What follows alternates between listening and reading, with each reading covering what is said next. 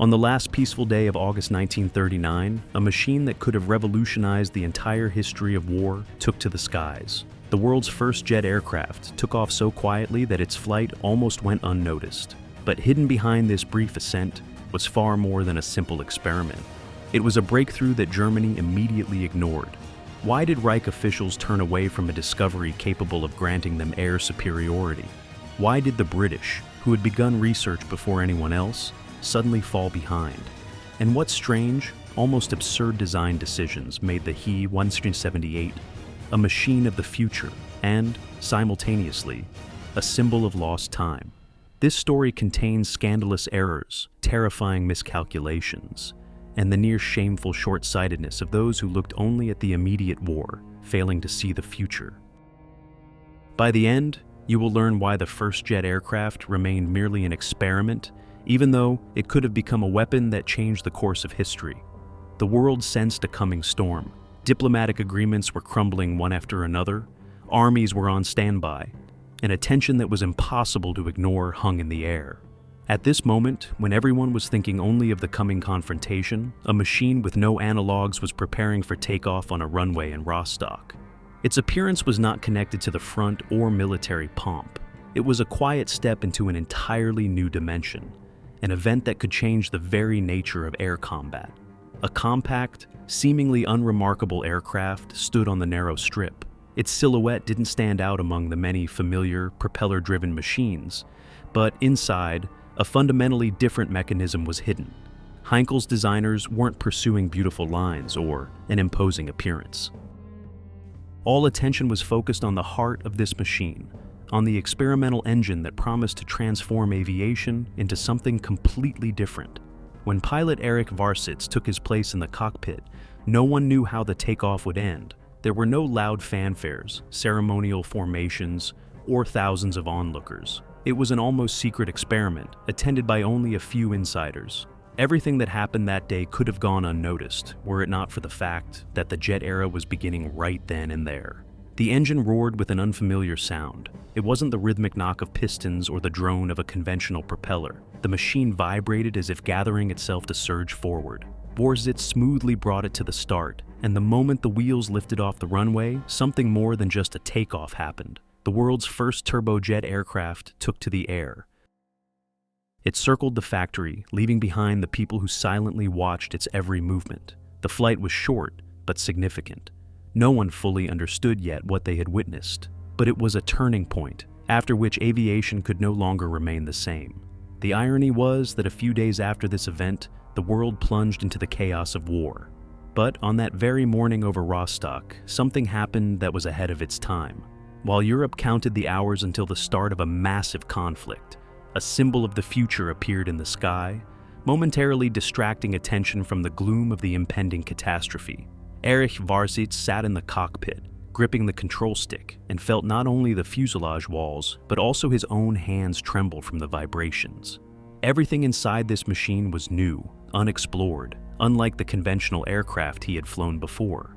The turbojet engine did not emit the familiar rhythm of propeller-driven aviation. It was a steady, growing roar, as if a giant's breathing apparatus had come to life right beneath his feet. The seconds of waiting felt like an eternity, and then the landing gear skimmed the runway. The He-178 accelerated faster than the engineers expected, and, almost unexpectedly for the observers, lifted into the air.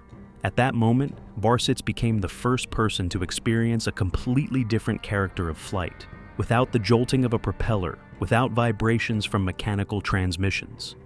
The machine pulled forward, as if smoothly and confidently tearing into the sky itself.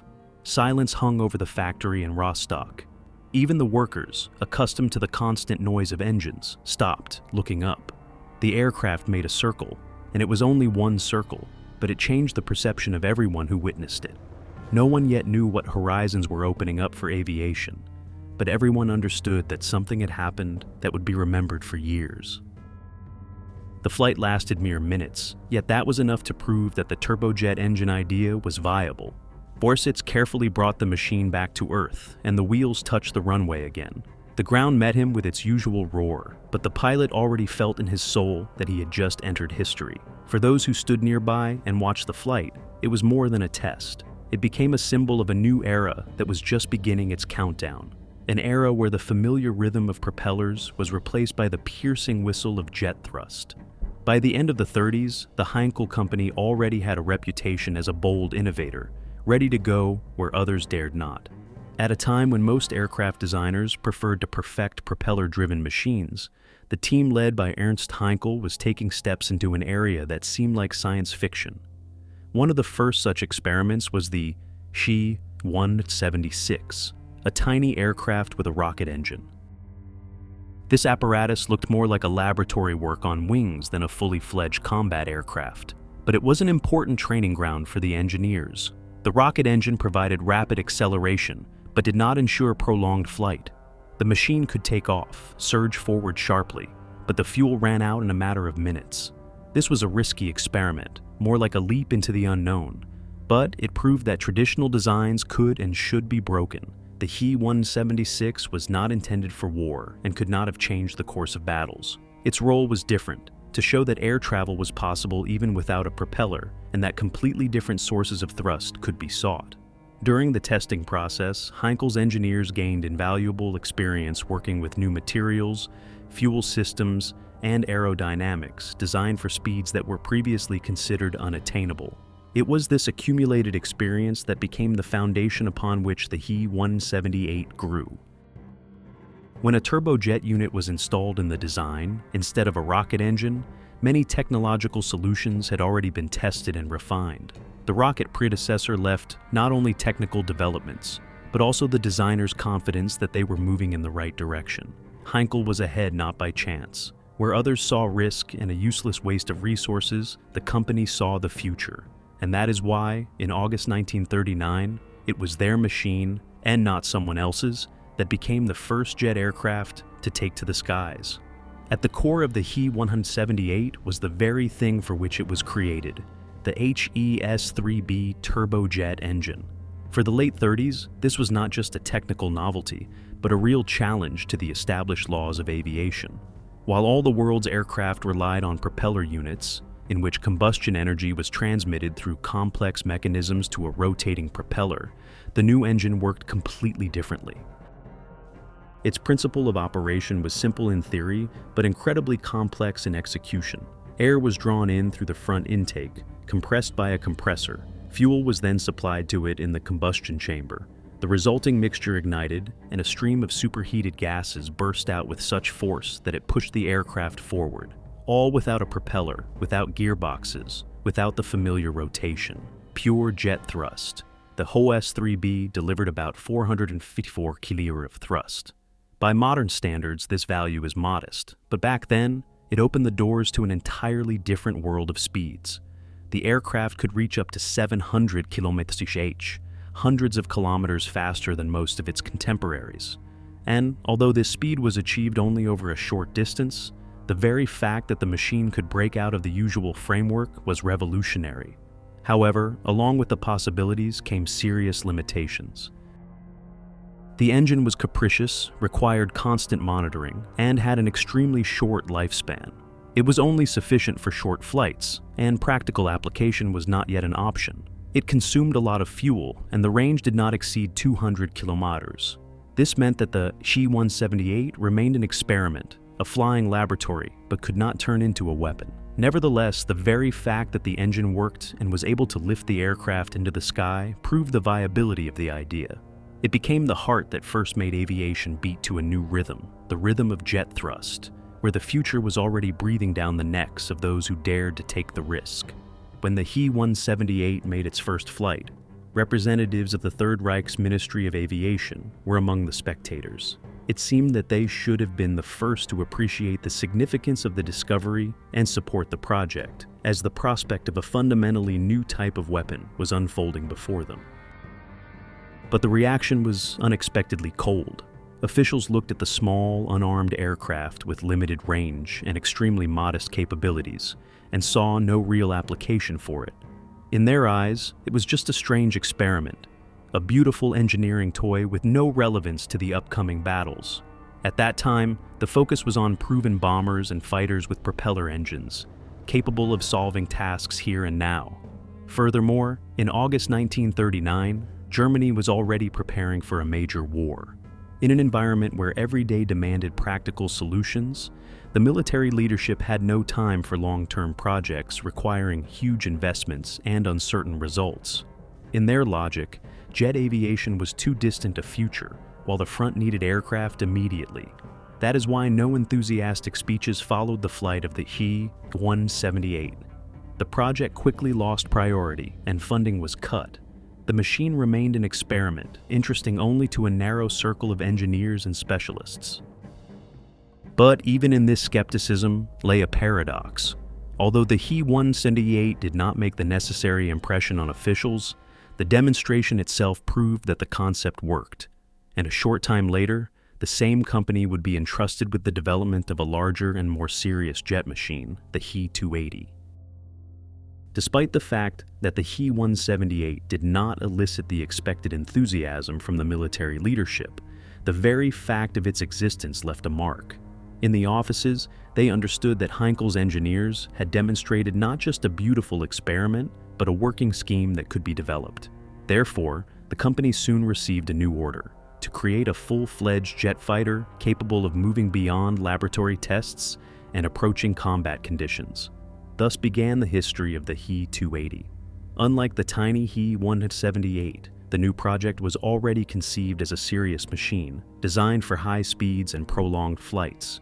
It was supposed to accommodate armament, compete with the best propeller fighters of the time, and show that jet aviation could be not just a technology demonstration, but a real force in the air. For Heinkel and his team, this was a chance to prove that their risk in developing the He-178 was not in vain. They now had a carte blanche for a more ambitious project. The designers began searching for a balance between novelty and practicality. They worked on the aerodynamics, the landing gear system, and the engine placement. All of this was done in a race against time. After all, they now understood that if Germany was not first, their rivals would surely seize the initiative. The He-280 became the direct successor to the He-178, but in a more mature form. Its story was still ahead, but it was from this moment that the jet era ceased to be a curious experiment. It turned into a technology race, where a delay of months could cost air superiority. At first glance, it seems incredible that Germany was the first to fly a jet aircraft. After all, back in 1937, it was Great Britain that held the leading positions in this field. The young engineer Frank Whittle had already presented a working prototype of a turbojet engine. His ideas were discussed in professional circles, and the British were objectively ahead in understanding the theory. It seemed that London had everything to make a breakthrough: a scientific base, promising developments, and talented engineers. But the British system of that time was characterized by caution and bureaucracy. The War Department viewed the jet engine as an interesting but too risky project. Resources were directed to proven areas, improving bombers, developing new propeller fighters. The jet direction was considered a matter of the future, and in the atmosphere of impending war, the future was put on the back burner. As a result, despite all its technological maturity, Great Britain lost time. It was only in 1941 that their first jet aircraft, the Gloucester E-839, took to the skies. By this time, Germany already had the experience of the He-178 flight behind it, and was moving on to the He-280 and new projects. This paradox became an indicator of how differently different countries viewed innovation. The Germans took risks and experimented, even during wartime. The British, on the other hand, preferred caution and practicality. But it was because of this time lag that Britain conceded the symbolic right of primacy in jet aviation to Germany, even though it originally had every chance to maintain the lead. The He-178 looked modest and even a little clumsy at first glance, but its design contained many details that were surprising. One such solution was the fabric-covered tail. For the late 30s, such an approach seemed like a relic. At that time, metal was steadily displacing wood and fabric from aviation. But the engineers chose this path, trying to reduce the machine's weight and thereby compensate for the still weak thrust of the turbojet engine. It looked archaic, but it allowed the apparatus to reach the necessary speed. The solution for the landing gear was no less curious. In most modern machines, the wheels retracted into the wing to reduce drag and free up space in the fuselage. But with the He-178, everything was different. The wheels folded directly inside the fuselage. This arrangement simplified the design, making it more compact and reliable. After all, the engineers understood that every extra complexity could lead to an accident. And for the first jet machine, this was unacceptable. The wing of the aircraft also looked unusual. Its high wing configuration gave the machine a distinctive silhouette, setting it apart from the familiar low-wing aircraft of the time. The combination of old techniques and new technologies made the He-178 a strange hybrid, seemingly an heir to the propeller era, but already looking into the future. All these features showed that the designers were working at the limits of the possible, squeezing the maximum out of limited resources. They did not strive for perfect form. It was important for them to prove the principle. And it is this mixture of archaic and progressive solutions that makes the He-178 especially interesting. In it, one can see the transitional bridge between the two worlds of aviation, the old and the new. The story of the He-178 was short. Despite the success of the first flight and the clear technological breakthrough, production did not go beyond 2 experimental prototypes. For the designers, this was a disappointment, but the reasons lay not in technical failure, but in the military logic of the time. The Ministry of Aviation saw no point in investing resources in an experimental machine that could not carry armament and had too short a range. The He-178 was too pure an experiment, a proof of concept, but not a tool for the front. In conditions where the rapid buildup of combat forces was underway, every production line had to bring practical benefit, and this aircraft remained only a laboratory in the air. The first prototype continued to be used for testing, as long as the engine's lifespan allowed it to take to the sky. The second served as a reserve and helped test design modifications, but their fate was predictable. Neither reached combat application, and soon both became just a page in Heinkel's reports. The world never saw the He-178 in mass production. Its limited series became a symbol that even great discoveries sometimes remain in the shadows if they do not find practical resonance with those who make the decisions. The machine proved the possibility of jet flight, but did not get a chance to turn into a weapon, giving way to its larger successors. The He-178 was created not for war, but to prove an idea, and its characteristics clearly showed this. With a mass of about 1 ton, it remained a relatively light aircraft. The fuselage length was 7.48 meter, and the wingspan was 7.2 meter. These dimensions made it compact and convenient for testing. After all, it was important for the engineers to test the very principle of jet flight, not to build a giant for long missions. On paper, the maximum speed of the machine reached 700 km/h. For the late 30s, this sounded fantastic. Many fighters of that time barely reached 550 km/h. But this advantage had a downside. The flight range was limited to only 200 km. Fuel consumption was rapid, and every takeoff was a race against time. The cruising speed indicated in the calculations exceeded the usual indicators, but the He-178 could not maintain it for long.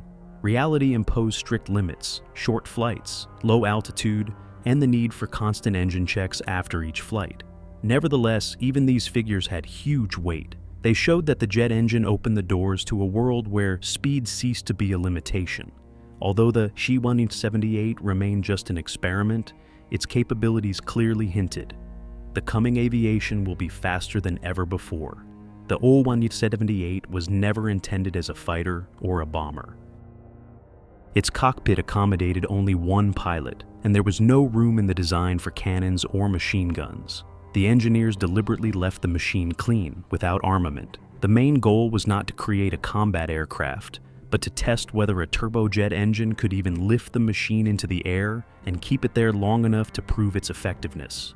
In those years, the military expected immediate utility from new technology, but the He-178 could not provide it.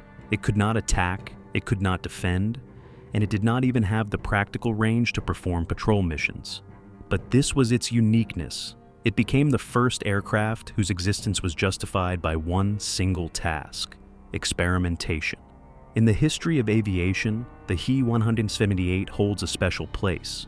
It left behind no combat glory and did not become a hero of frontline reports. But it was the one that opened the door to a new era. Its role can be compared to the first steps on an unexplored path. They do not lead immediately to the goal, but they show that the path exists.